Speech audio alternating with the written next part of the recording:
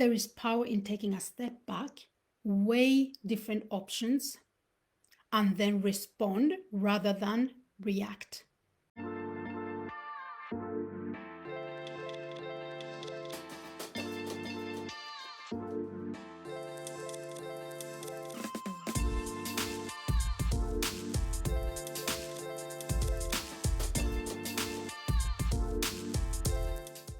My name is Miriam Nabunya. I am the founder of Edges and Drinks. I am a coach or producer and a service expert. In the beginning of this year, I themed 2024 as the year of overflow.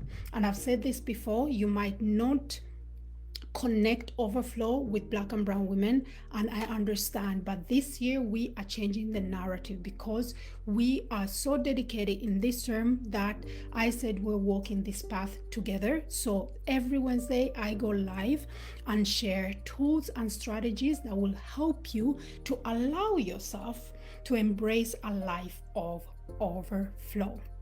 Today we are talking about reacting versus responding. Juicy, I know. And the under title is Improve Your Self-Awareness and Strengthen Your Communication Skills. And I'll be diving deeper into this because it's very important to understand the difference between reacting and responding. I'll be breaking it down, so don't worry. So let's jump into this. Reacting versus responding. Why is this important? Because in the beginning I spoke about that you might not resonate overflow with Black and brown women, and that's just because there is some misconceptions about Black women, about how we react, about how we act in certain situations. So that's why this topic felt so accurate for this year that we are walking into, the year of overflow. So let me break down to really dive into this topic and the difference between these two. I want to share a direct description of what both terms mean. So let's look at reacting first. Today's Psychology, a platform that dives into different kind of psychological terms and well-being and emotions, describe reacting this way. Reacting is an instinctive emotional response to a situation. It's often impulsive and can be influenced by our past experiences and fears. And this is so important to really understand when I say that it is most times influenced by our past experiences and fears. What do I mean with this? I mean, like, how many of us have been raised by reactive parents? Or maybe some of us are reacting parents. But the thing is that don't be too hard on yourself, sis, because we are, as children, we don't learn from what we hear, but we learn from what we see. So many of us have been modeled a behavior of reacting. So we're talking about reacting. So think about when you were a child and you did something that you were not supposed to do, something naughty, let's put it like that. And most of us that were raised by several people, and some of them with Afro-descendant background, you might have heard this, the kissing of teeth. That's a reaction of something is about to go down. We've been modeled that. Or this one, you do something and you see somebody like, oh, You've probably seen that as well, where an auntie, an uncle, or a mother, for that matter, has reacted on your action. So this has been modeled to us.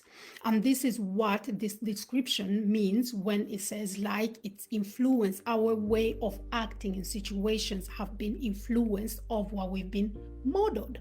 So don't be so hard on yourself when you can't figure out how you always keep on acting in a way that you end up regretting in a way where retrospectively you catch yourself on how you could have handled the situation better.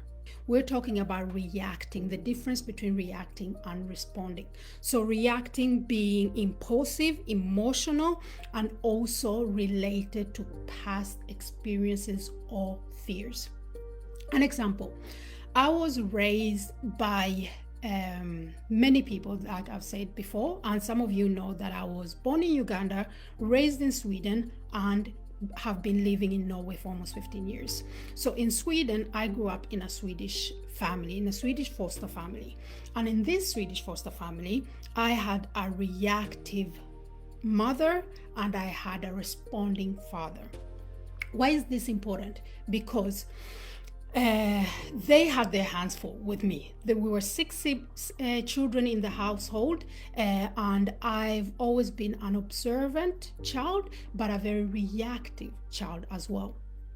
So I remember every time I did something I wasn't supposed to do, my foster mom would always burst out and tell me how bad I've been and also how disappointed she is. And she always did this with a high pitch. She always did this and to the level where even myself and my siblings just knew this. We knew what we're going home to if the school had called home and said that one of us had done something.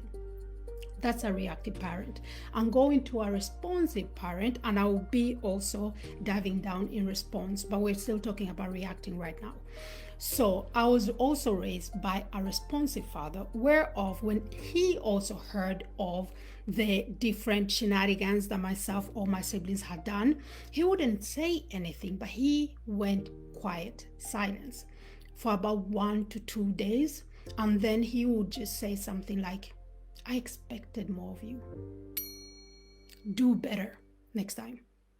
And believe me when I say the way those words hit, while our mother, my foster mother, was being all direct and hard and sharp in her communication,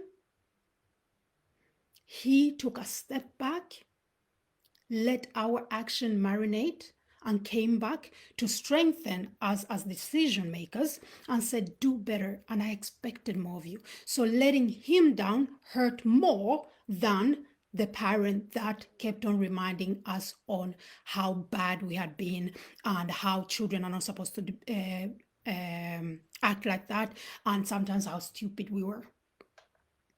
So think about it. Are you a reactive person or are you a responsive person? Because myself, I'm a recovering reactive person. And I'm still learning, but I'm so grateful that I'm not where I used to be. Because, why am I saying this? Because reacting is the most basic behavior as a human being.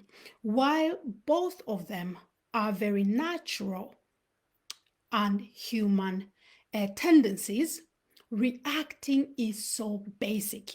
And in culture, popular culture, you probably heard like, don't be basic. Girl, don't be basic. I don't want to be a basic bitch. You know that word. And with that is, reacting is so basic. But the misconception of reacting is like, if you have the first word, then you don't let anybody else come in, and then you show that you are right, or you show that you are first to thinker. No. And the way I learned this is when I started practicing to be a public speaker, and I got a speaking coach that every time we were working on my script for going to speak, she always told me like, Miriam, take a step back. If you lose your words, give it some time and you will find your words. But in the silence, when you're on a stage, 2 seconds can feel like 5 minutes. So I always rushed to throw something out so they wouldn't think that I was stupid, so that they wouldn't think that I didn't know what I was talking about. But she said something so profound to me, and I want you to take this to heart, because remember, the tools and strategies that I share every Wednesday are to strengthen you to step into the life that you desire, a life of overflow. And you can't step into a life of overflow if you feel like your life is going on without you. So you react. So she told me that, Miriam, the most intellectual people take their time before they communicate something. They are intentional about what they say. So by taking your time, although 2 seconds feels like 5 minutes, it shows that you are much more intentional on what you are trying to communicate, that whoever is listening to you gets the term or gets the explanation that resonates to them. So if you lack words, find your words. If you're in a situation where you feel like I need to clap back, hold your clapping. Hold your clapping, because believe it or not, your reaction says more about you than it does about the situation. The action you take in an unexpected situation says a lot about you. So ask yourself, are you a reactor or are you a responder? And this segues us into responding. This is what Psychology Today explains responding. Responding is a thoughtful and deliberate action. It involves considering the situation, weighing the options, and making a conscious decision. I've been talking about showing up the way you want to show up in your life, allowing yourself to step into a life that you're not experiencing right now, a life that you maybe don't even want to be in, or even regain a life that you once had, a control, an overflow that you once had in your life. So this is what this is about. So responding is thoughtful and deliberate action. What does that mean? Think about during COVID when they were praising, and we're still praising, our first responders. What does that mean? That they are the first people that show up in a situation ready to do the right thing.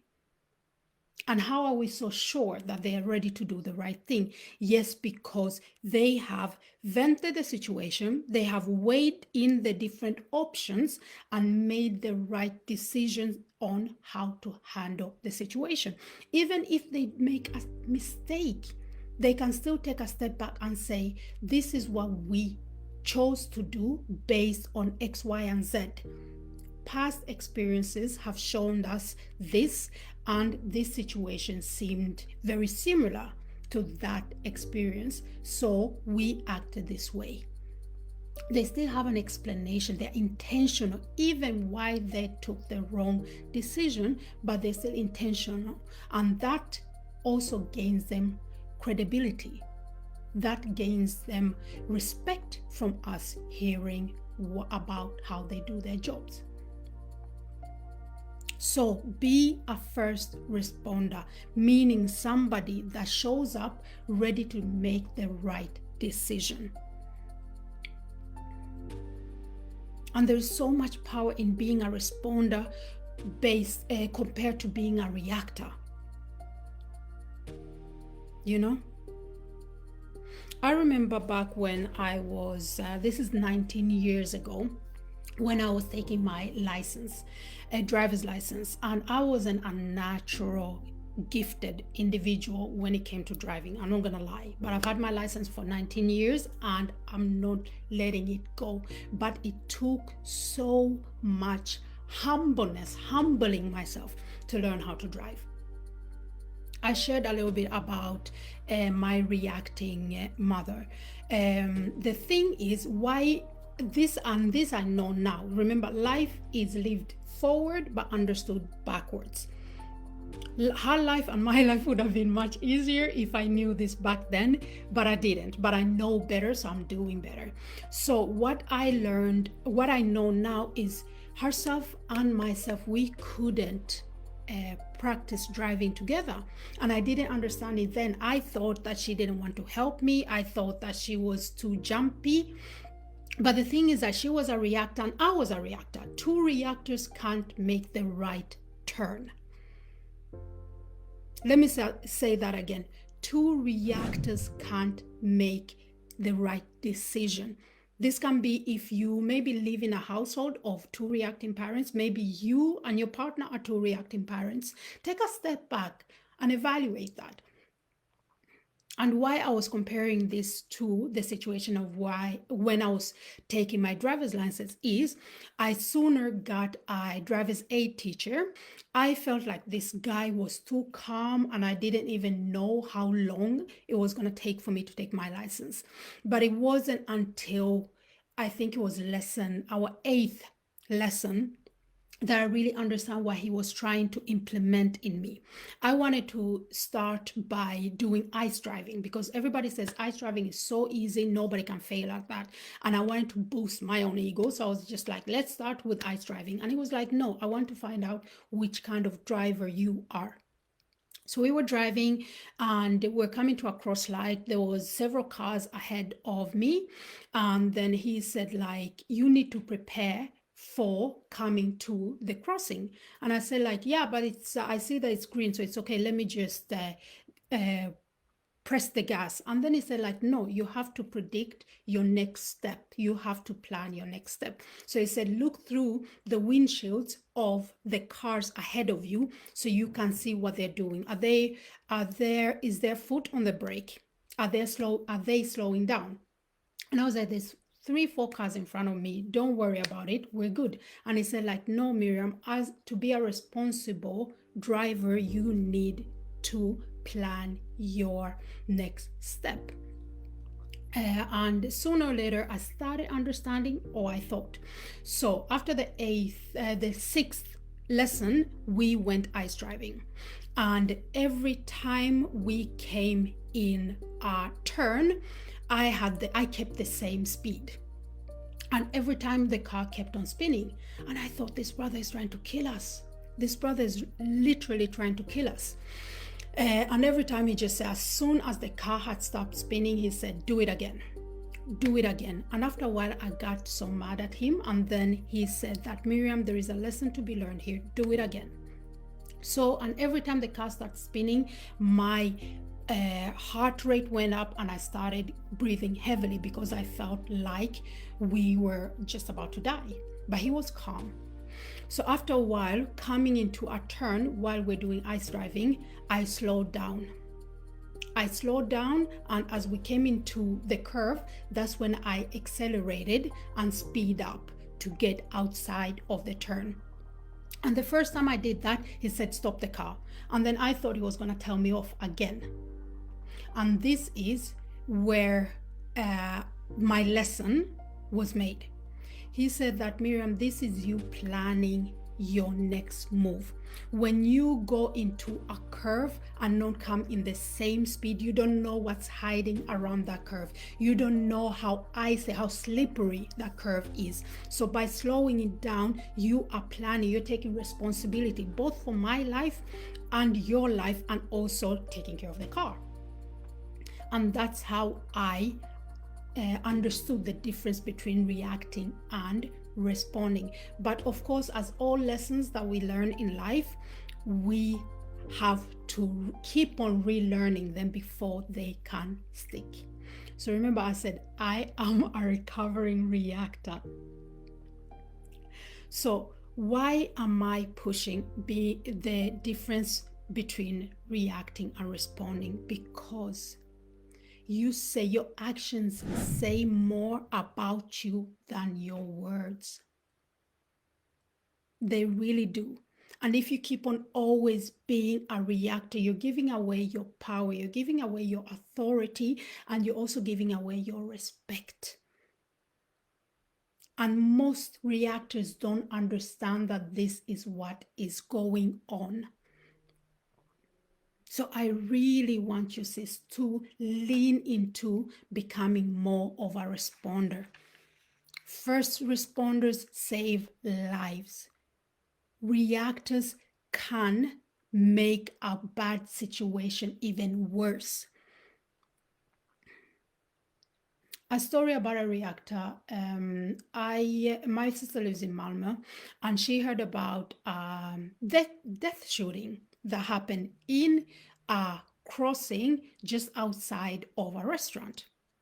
So many witnesses saw this. There was two cars standing at a road at a crossing, and the car in front of the other one wasn't making a turn. It was just there. There wasn't a stoplight, nothing. It was just not turning. So the car behind, it was lying on the horn, pushing it, so much so that the people in the restaurant next to the road reacted. So people are looking, and it drew attention. Little did this person in the car behind know was a gang leader that was in the car in front of him. The person in the car in front came out, shot the person in the car behind, got back in this car, and drove off. Reactors can make a bad situation even worse. Be a first responder.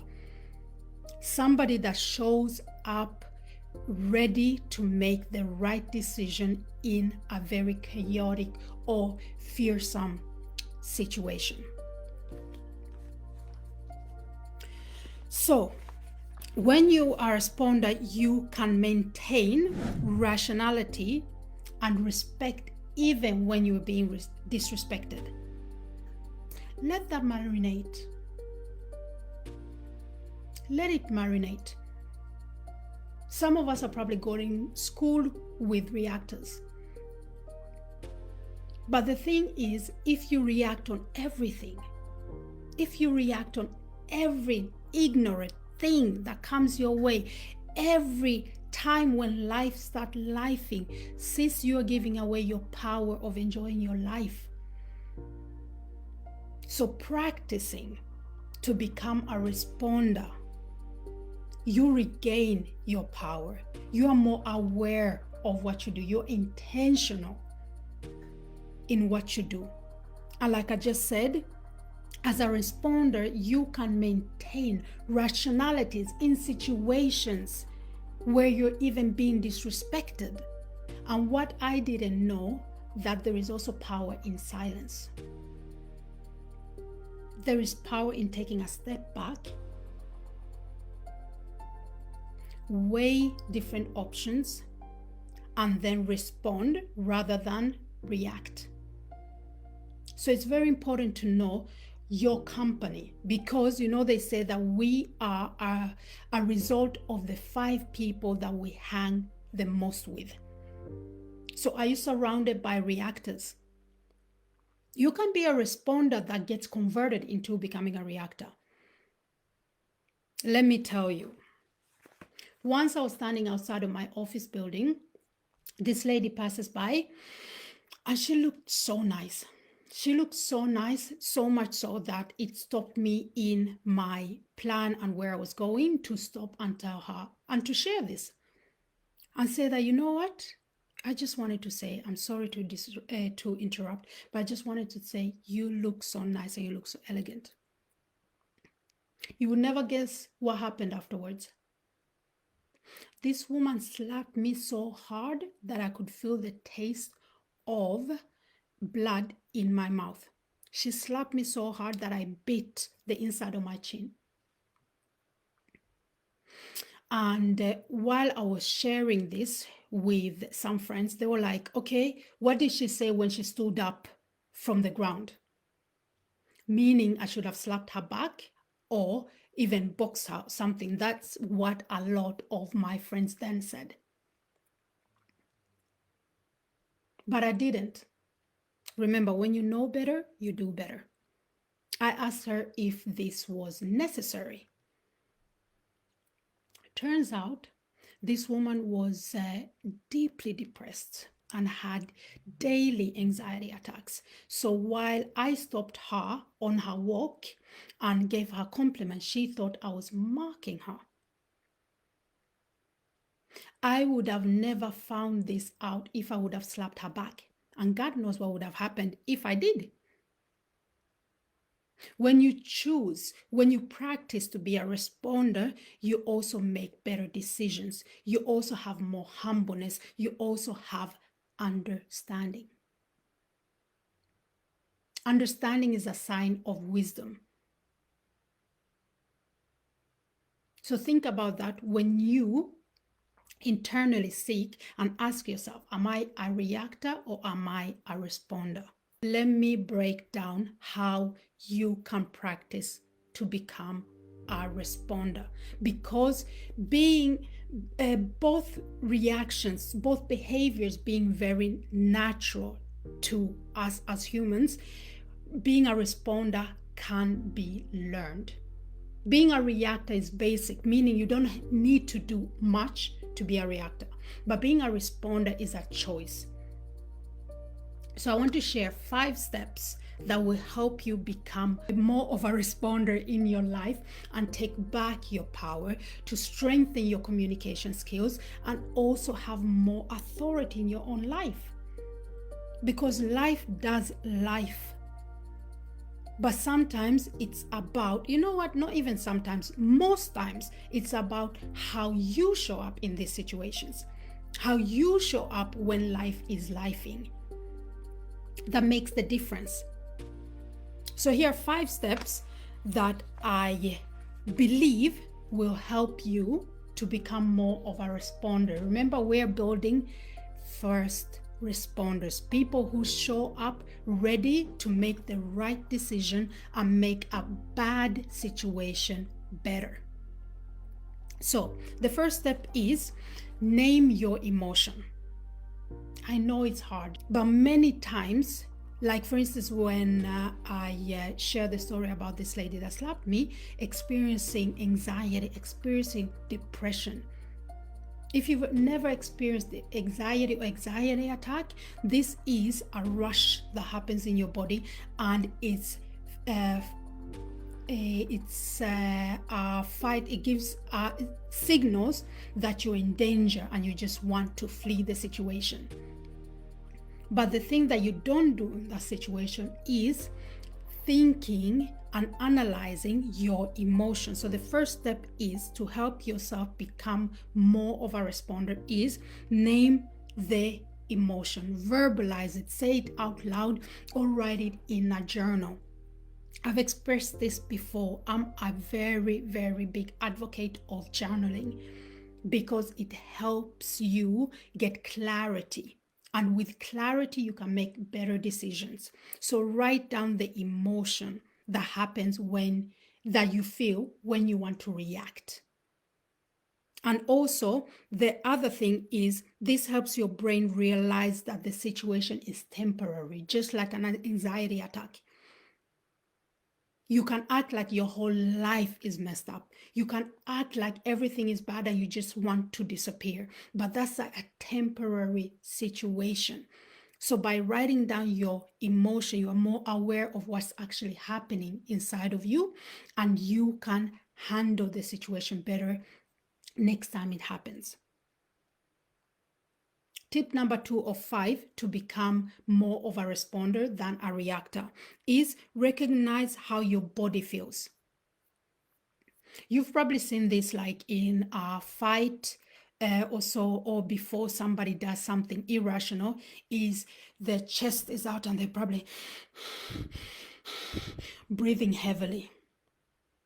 Sis, this is just a side note. If you ever see a situation that you want to interfere in and somebody is all tense and their body language is changing and you see the physiology of their body is they're breathing heavily, take a step back, sis. Exclude yourself, eliminate yourself from that situation because thing is just about to go down. So the next step in becoming more of a responder is recognize how your body feels in the situation. Paying attention to your physical symptoms, paying attention to the physical symptoms that you are having will help you in the future to understand why you're being triggered. Most of the times, like I said, life is lived forward but understood backwards. When you feel like you feel regret from how you reacted in a situation or what you said to a person when you were mad, that's because you didn't pay attention on what was happening inside you when that happened. You don't even know where it came from. This is how some people get blackouts.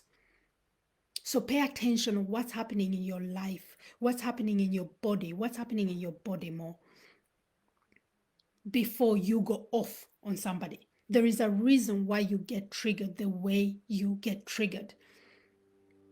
Follow the breadcrumbs. That's step 2. Recognize how your body feels. So let's move on to step 3 on how you can become more of a responder than a reactor. Oh, I hope this is helping you. If it's not for you, I know it's helping me to revisit these steps, because trust me, these steps have changed my life. They've made me a better leader. They've made me a better sister. They've made me a better auntie. They've made me a better speaker. So step number 3, use breath work to regain control. I think this was the most groundbreaking thing in my life. Taking a step back and use breath work to regain control. This started out when I was in a situation where somebody could say something so ignorant or something so absurd that I didn't even know what to say. And in fear of saying something I would regret, I counted to 10. So when I say that use your breath to regain control, as you are counting to 10, you're also calming. Remember how your body is reacting, regaining control, and lowering your shoulders. So that's step 3. Use your breath to regain control. Step 4 of the 5 steps that will help you to become more of a responder rather than a reactor. Ask yourself why you reacted. Why are you reacting that way? Remember, it could have been something that you were modeled, or that your ego is being hurt. Oof, we don't want to hear that. We don't want to hear that we have egos. Egos are not bad. It's how we react when we lean into our egos that can cause problems, that can cause situations that we can regret. So why are you being triggered? Ask yourself and be honest. You don't need to show this for anybody. This is to make you better. This is to make your life better. Why are you getting triggered? Because it helps to identify why. If you've heard believers as myself that say, oh, the devil is a liar, that's because when we are close to acting, when we are close to doing something irrational, we catch ourselves. And that's when we say we're being tested, we see it and we stop and can't rationalize. So understanding your triggers will help you become a better version of yourself. And number 5 is the last step in how you can become more of a responder than a reactor. Number 5 is practice mindfulness regularly. And it's not this wishy-washy thing. I know everybody, a lot of coaches, a lot of leaders are talking about mindfulness. But there is power in that. Mindfulness can be taking a walk. It can be, like I said, breathe work. Taking a step back and count down while you calm your breath. Mindfulness will help you improve your awareness. It will help you improve your self-awareness, and it will also help you be better in your communication. Remember, we're talking about improving your self-awareness and strengthening your communication skills. All of this will help you in allowing yourself to live a life of overflow. If you're always behind in your own life, if you feel like life is happening to you and you don't have a choice, yes, you do. You have a choice. You have a choice on how you're going to respond to when life is lifing. You have a choice in how you're going to respond to when somebody is disrespectful of you. I said this before and I'm going to say it again. When you are a responder, you have gain the ability of maintaining rationality and respect. Do you understand how big of a person you are when you can maintain rationality and respect while you're being disrespected? Hey, regain your power in your own life, sis. Decide the pace of how your life is going to go. Don't be behind in your own life. So practice mindfulness. Invest in yourself.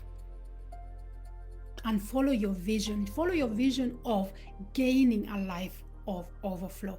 Follow your vision of being more aware in your own life. Life happens to everybody. Life is full of tragedies.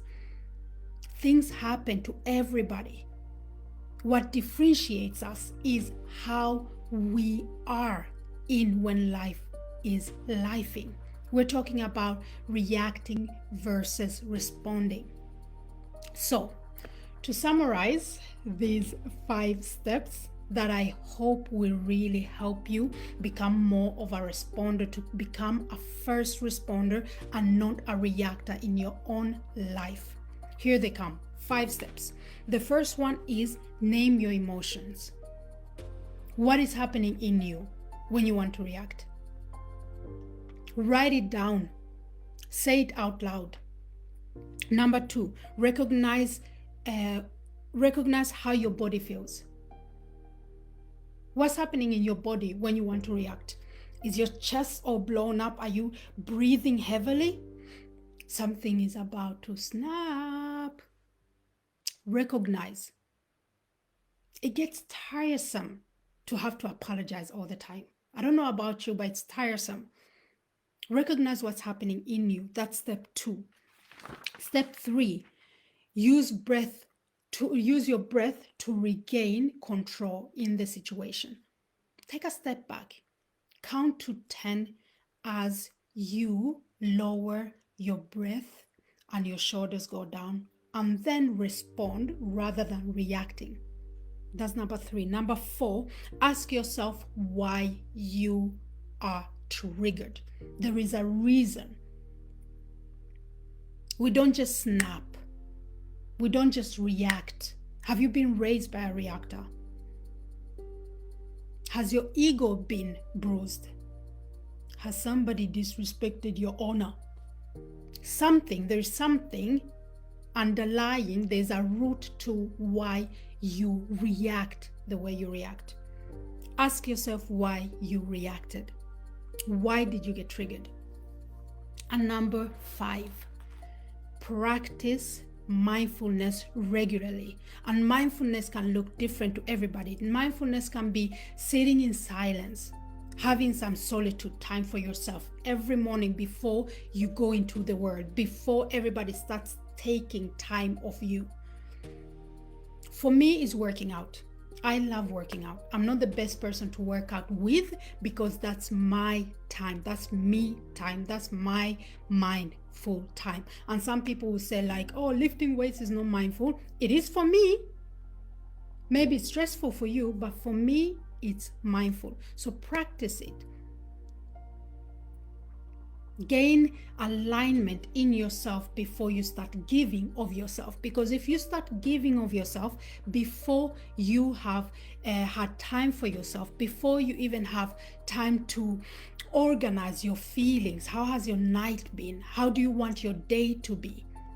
Life will life if you want it or not. The question is, are you ready for it? I hope you are.